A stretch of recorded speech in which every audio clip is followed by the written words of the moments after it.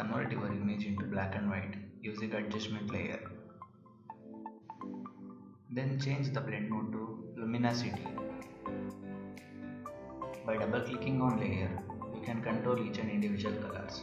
So you can alter blue tone, cyan tone, green tone, yellow tone and also red tone. So you can adjust all the colors individually.